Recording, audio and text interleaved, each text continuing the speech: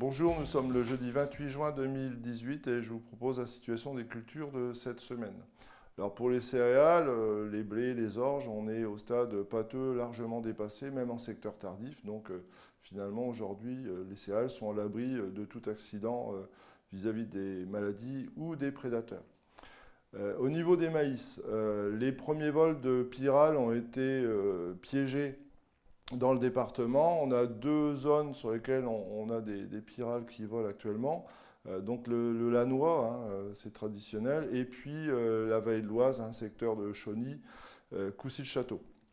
Alors, le premier vol, en fait, ça déclenche la pose des plaquettes de trichogramme. En fait, voilà, ça déclenche l'installation des trichogrammes, sachant qu'on a des maïs aujourd'hui qui sont très développés, qui sont déjà 12 feuilles, avec des panicules qui devraient sortir d'ici quelques jours, puisqu'il reste une feuille à sortir sur la majorité des parcelles. Alors pour les parcelles où vous envisagez des implications insecticides directement, en fait, il faut attendre le stade baladeur de la chenille. Donc, ça fera prendre encore une quinzaine de jours, puisqu'en fait, on est sur des traitements qui interviennent directement sur les chenilles avant leur pénétration dans les tiges. Alors, attention à ces interventions en direct sur les parcelles, puisque en fait, on va perturber aussi les parcelles, on va détruire les pucerons, on va détruire les pyrales, mais aussi les auxiliaires. Par le passé, on a déjà eu ce genre de phénomène avec des explosions de pucerons sur maïs. La règle, c'est d'intervenir dans les secteurs où on a constaté des gros dégâts en 2017.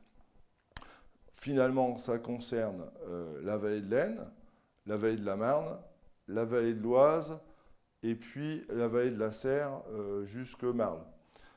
Mais il faut bien vérifier que dans ces secteurs-là, on a des vols. Pour l'instant, les vols ont démarré plutôt sur l'ouest de la région.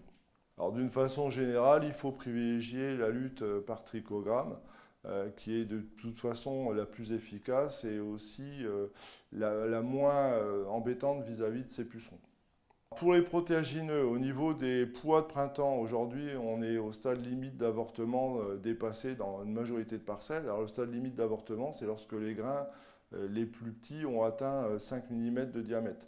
Donc aujourd'hui, avec les conditions climatiques, finalement, ce stade est atteint dans pas mal de parcelles, dans une grande majorité des parcelles du département, avec peut-être un peu de retard sur les zones nord, Saint-Quentin ou Thiérache. À ce stade, on considère qu'il n'y a plus d'intervention à envisager sur les pois. Alors pour les févroles, on est fin floraison, le stade limite d'avortement n'est pas forcément atteint dans toutes les parcelles, on a encore plein de gousses qui sont en cours de remplissage. Au niveau des insectes sur févrole, les pucerons noirs ont disparu à la faveur de l'arrivée des coccinelles il y a 3 semaines. Par contre, depuis ce début de semaine, on observe des pustules de rouille sur les parcelles. Alors attention, la rouille, c'est la maladie à craindre sur la févrole. Tant qu'on n'est pas au stade limite d'avortement, que les grains ne sont pas remplis, il faut intervenir sur cette rouille dès qu'elle apparaît dans les parcelles. Donc le traitement, c'est un traitement triazole. Il ne faut pas hésiter à le faire puisque c'est une maladie qui provoque des dessèchements assez rapides des plantes. Et on sait que les dégâts sont importants, ça peut dépasser 10-15 quintaux sur des fortes attaques. Si on fait le bilan sur la févrole actuellement, les pucerons ont disparu, je l'ai déjà dit. Par contre, on observe pas mal de dégâts de bruche sur les grains, puisqu'on peut déjà voir sur les grains les pénétrations des chenilles, sachant que les interventions sur cet insecte ne sont pas très efficaces. Finalement, on est un peu résigné aujourd'hui par rapport à la lutte contre la bruche. Je vous souhaite une bonne semaine, à la semaine prochaine.